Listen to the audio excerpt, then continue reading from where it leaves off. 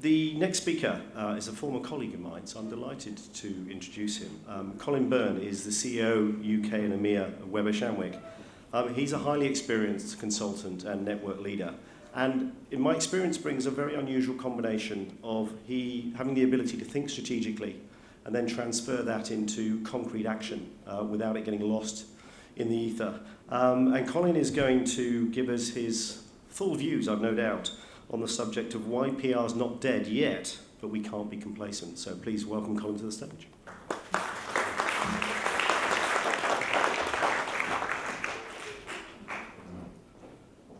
Well, all I can say is I want whatever Elise is drinking. She's a hard act to follow. So anyway, good to see you. This year I celebrate, in inverted commas, 36 years in the PR industry. Having failed as a music journalist, and 20 years with my agency, which either makes me very loyal or monumentally unambitious. But I like to think, and certainly the past 6 or 7 years of the near 4 decades I've been in the business have been the most exciting. And I think we can honestly say to people coming into our industry now, you are entering at a time of great excitement, great change, but also great challenge for the industry. So, without more ado, I want to kick off with a film, if I may. Shandwick is Northern Europe's biggest hotel chain, and that is actually a problem. Shandwick is too well known. Everybody has a predetermined opinion. So when Shandwick made its biggest investment ever... I can mime it. Should we try and get it going? Because I really want to get to the end, actually. Okay. Had I shown you that film, it was about a business problem, a market leader who was starting to, lose a bit of its luster. We've all got clients like that. And also one which had a real business problem, which is its reputation was starting to wane, and it wasn't selling enough rooms. So it wasn't a reputation issue or an image issue, it was a business issue. And the thing I like about that film, apart from the fact it won us our 25th Cannes Lion, 21 of which have been won out of this region, and 17 of those 21 have been won by my friends in Prime in Sweden, is it didn't end with the last slide that we see on a lot of case films. And what Cannes has made us do, by the way, is really look at the work in greater detail and given there's that rigor. But we'll all be familiar, and Fiorenza in her excellent presentation showed some, where we do a really creative campaign and we're all wowed by it and we're wiping the tears away. And at the end, we get stats, a gazillion shares, a gazillion likes, a gazillion media impressions. I don't think that's good enough anymore. The problem with our industry is, even though we're evolving, we're not dying, we're evolving, is we still don't think enough about the business of our clients. We have a group at Weber Shandwick called the Young Leaders, and kind of brand gives it away. They're people we hope are going to be our leaders of tomorrow. And one of my guys went in to talk to them, and he said to them, who knows the share price of their client this morning? Not a single one did. How many of you know the share price of your clients this morning, by the way? I suspect I can see one. How many of you have read the latest annual report of their client? None of them had. And I think that's kind of symptomatic. We've sort of praised people for being good at PR rather than good at understanding and impacting the business of the clients. And the thing I liked about that case film is, at the end, it doesn't talk just about the gazillion likes and shares and media impressions and tweets. It talks about a 20% rise in room bookings directly tied to a PR campaign. So one thing we've got to start to get right, especially if we're going to work for more CMOs and less PROs, is ROI in terms of impact on the business and not just the image or reputation of the business. I always say to young recruits that we were not born as a profession of press release writers, but for the truth is, for a lot of the time, and some of you guys, not quite as old as me, but knocking on there, for a long time, our people were engaged in media relations, and I think there is a problem there. because we have developed a generation of new PR people who think that their job is to talk rather than to listen.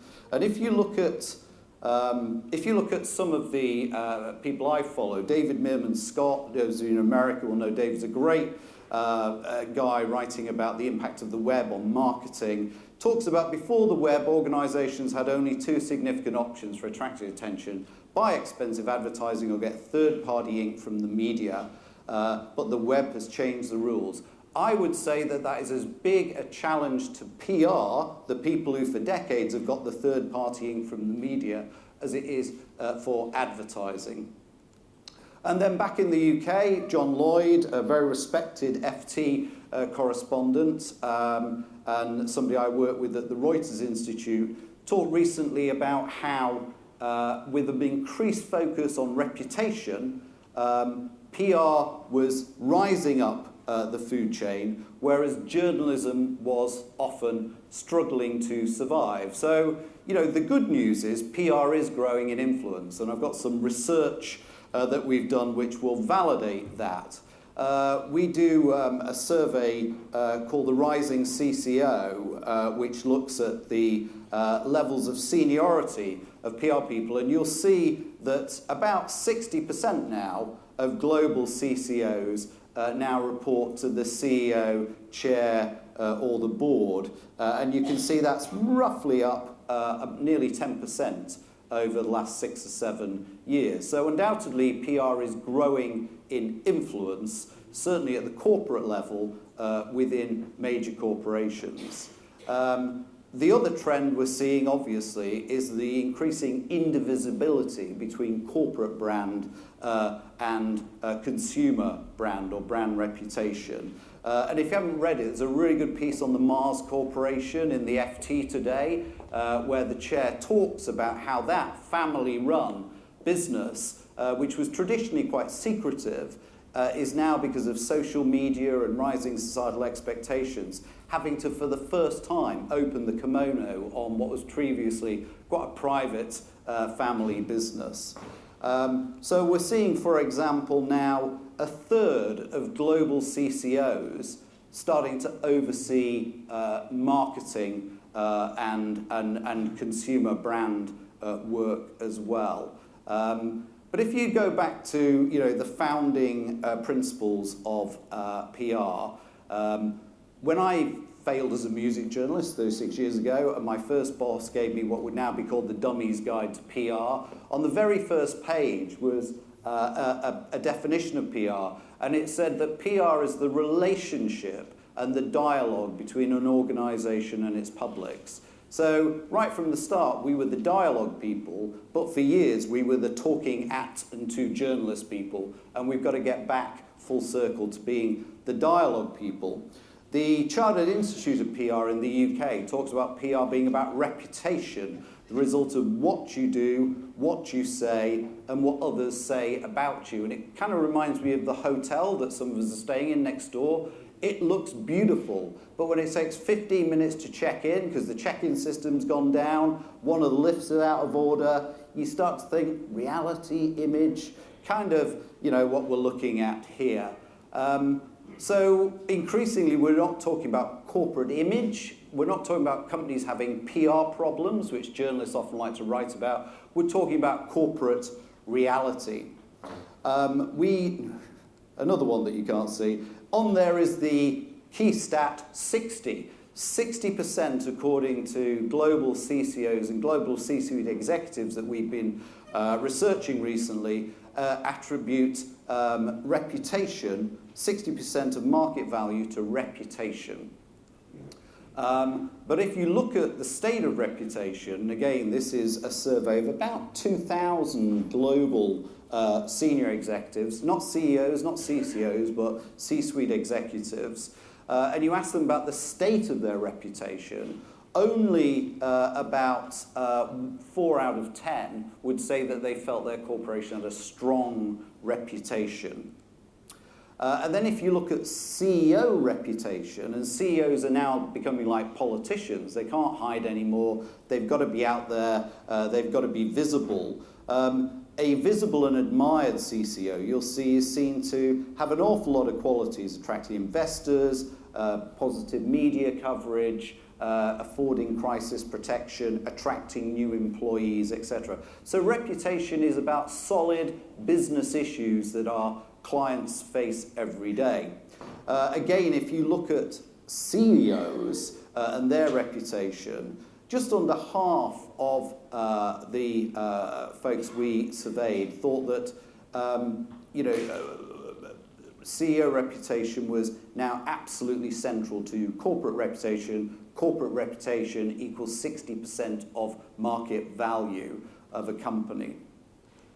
And then if you look at attributes, and this was looking at those people who had CEOs which were in those most admired lists, Fortune, Management Today, etc., versus those who candidly weren't. So you're looking at admired CEOs versus less admired CEOs. Look at the differences here on things like good communicator externally, comfortable talking to the news media, participates in social media. So increasingly, communications is a C-suite solution for business issues. It's not just about corporate image anymore.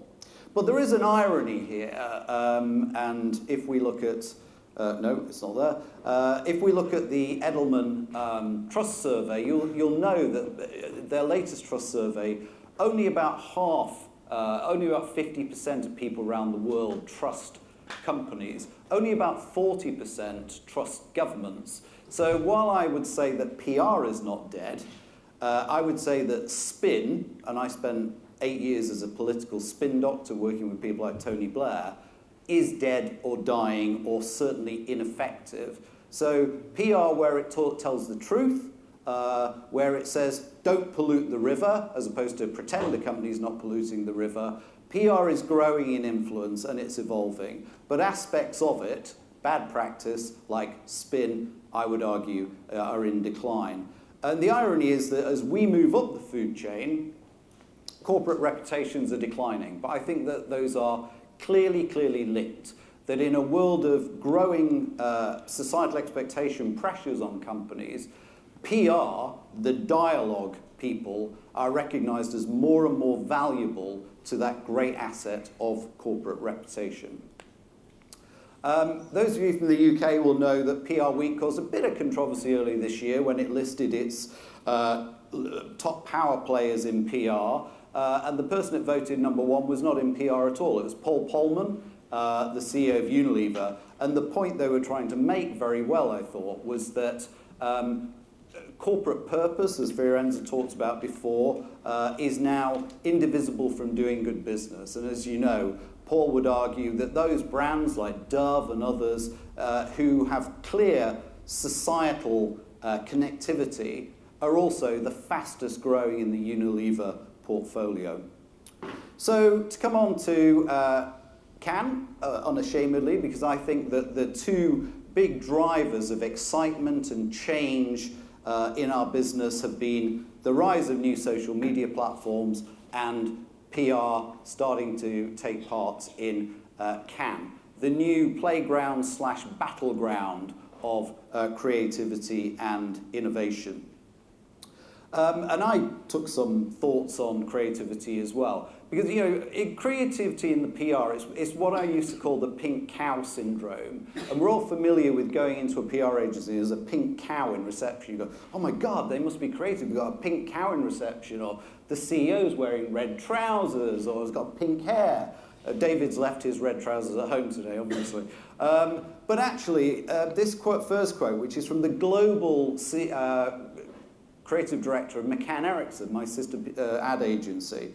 He said, it's about helping clients tackle the really hard problems, not about award shows.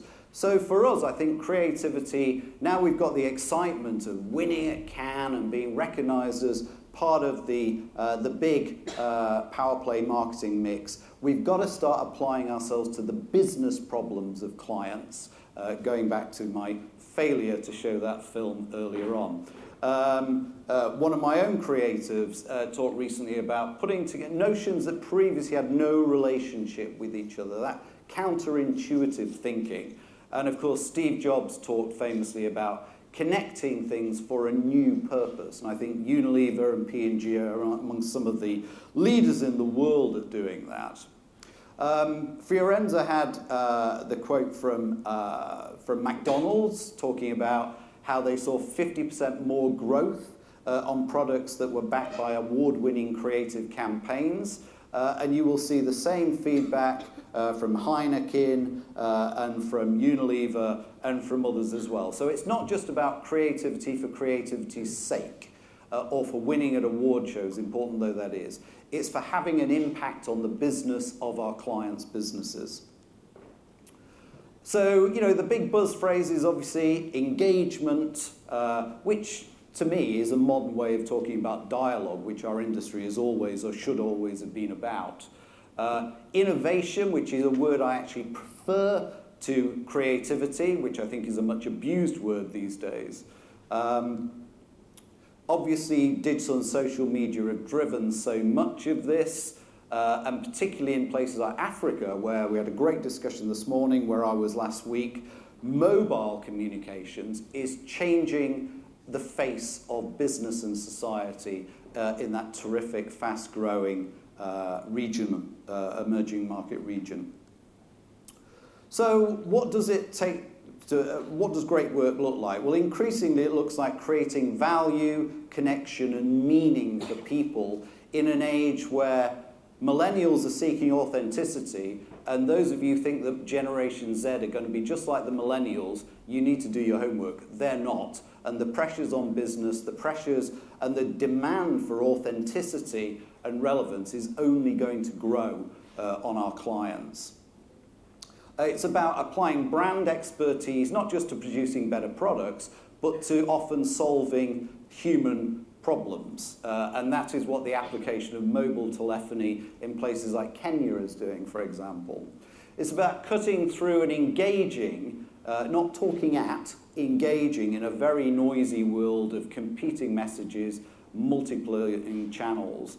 And then, you know, the 5 key trends we observed at Cannes, and I've been lucky enough to go for the 7 years that it opened its doors to scruffy oiks like us, were first of all beauty. And if you look at the P&G Always film, which I did again just last week, it still makes me cry. It is a piece of beauty. It's about audacity. It's about being bold. It's about breaking the rules. It's about cultural participation and relevance, sympathy, and giving clients a powerful voice in that very noisy world.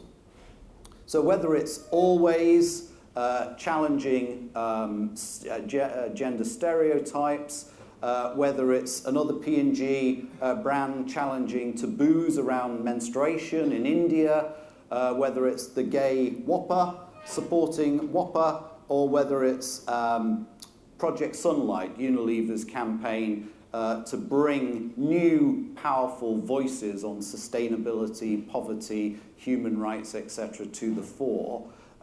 These are the campaigns that are not just winning at Cannes, but these are the campaigns that are completely repositioning brands and companies like Unilever and P&G in this world of fast-changing societal expectation.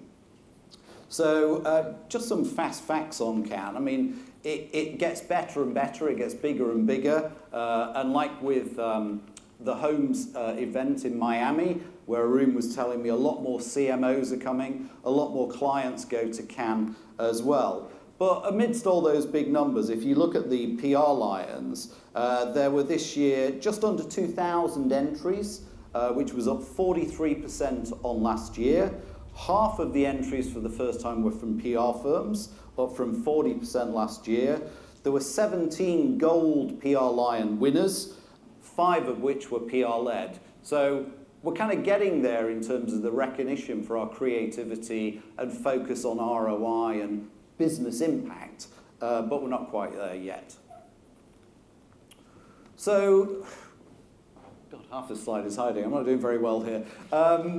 We actually were lucky enough to have 2 jurors on Cannes this year because of Prime merging with us. And the insights from those jurors were certainly around, earned trust through authenticity, reputations which are lasting as opposed to a bit of a flash in the pan, and we've seen that with a rather famous car company just in the last week or so. PR prioritised in the strategic planning process, not PR just seen as an outcome, real behavioural change, channel agnostic, etc., etc. So a lot of the trends that we saw from Firenze this morning, certainly supported by the insights from my folks on the Cannes jury this year. Were any of you at the PRCA conference in London a week or so ago? Yeah.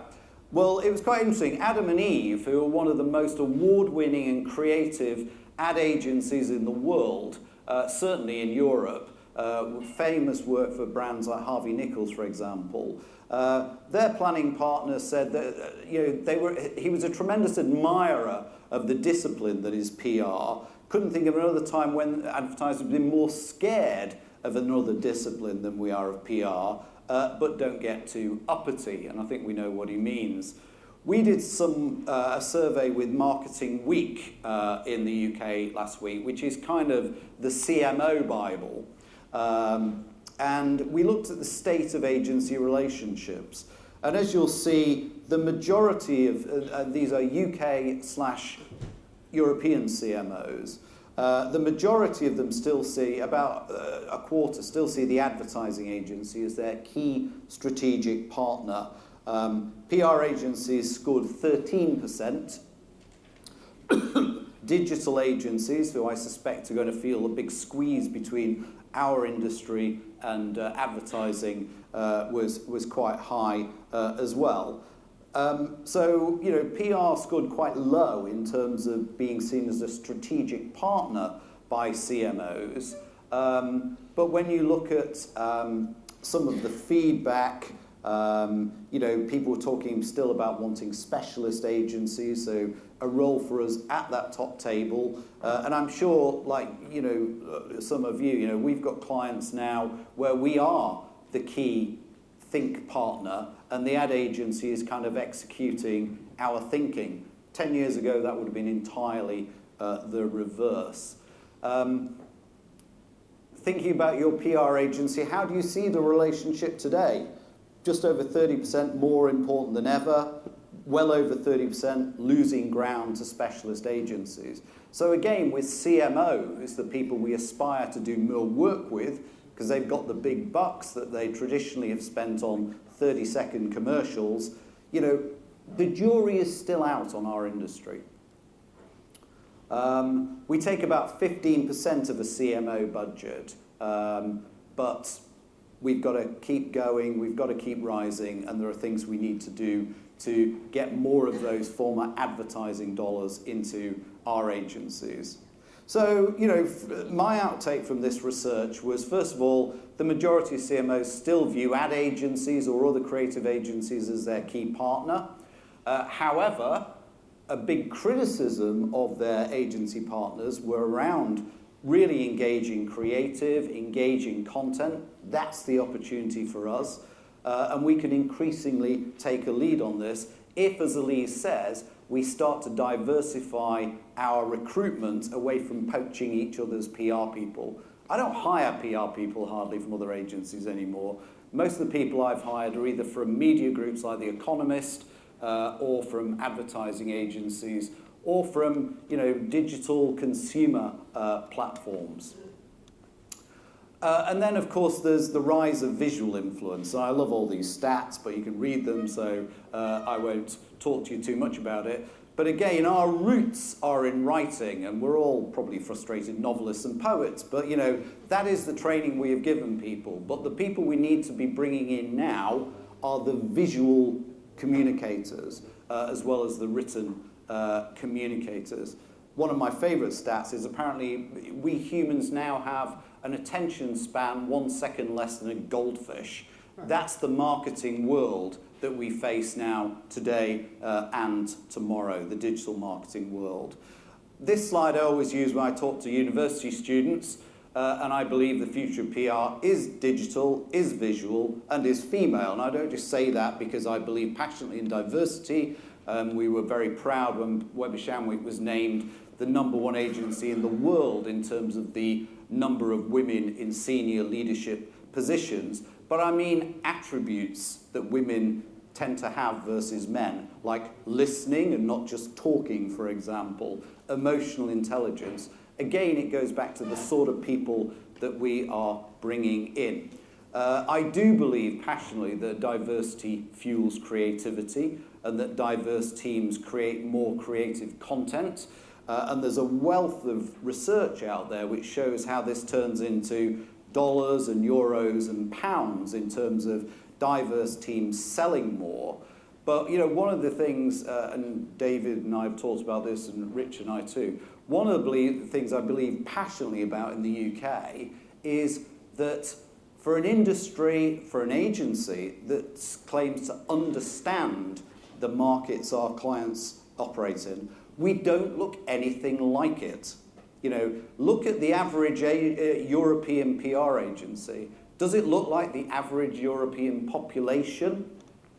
You know, I started our graduate recruitment scheme about 16 years ago, and I come from a second-rate university with a second-rate English literature degree, and all I did was basically get laid, take drugs, and edit the student newspaper. So I had a great time. It's what you should do at university.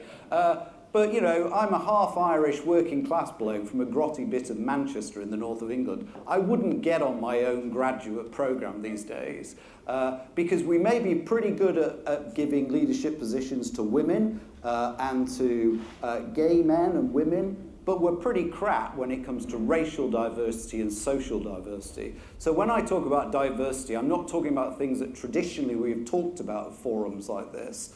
I'm talking about real diversity in recruitment and reaching out into society and bringing people into our business who traditionally would have either thought it was shonky or it was too posh for them.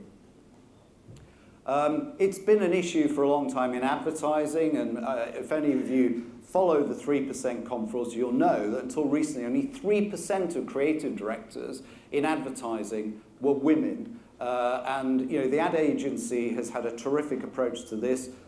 Thanks to ICCO, our industry is getting its act together on it as well. But I would argue it's got to go beyond gender. It's got to look at race. It's got to look at social issues and mix as well. So finally, and again, you can't see half of this, you know, my view is that our industry continues to grow in influence, but the truth is advertising has been around a lot longer than us.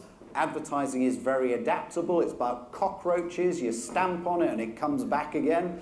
I believe that advertising agencies right now are fascinated by what we do, but they will adapt. They will buy our firms. They will take our people. We cannot be complacent just because finally, you know, we're starting to win a few awards at Cannes. I do believe right now we are a challenger brand, but we've still got a way to go improving to CMOs who at the end of the day are not creative people, they're numbers people who outsource creativity, that we understand measurement is more than just likes and shares and media impressions.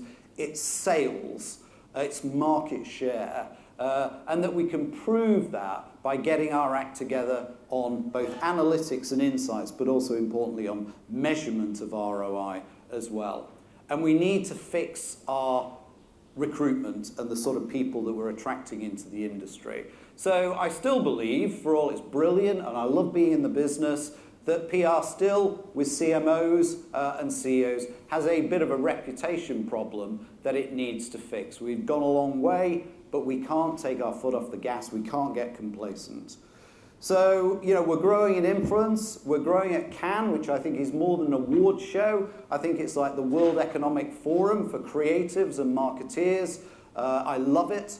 However, we're still seen as weak on measurement and creativity, two traditional strengths of advertising. We need to be much more focused and set ourselves real goals and targets on diversity, not just to fuel for creativity, but that will be an output as well. And we need to ensure that PR is increasingly seen by CMOs and CEOs as a key strategic partner rather than part of a link in the chain of marketing communications. Thank you very much.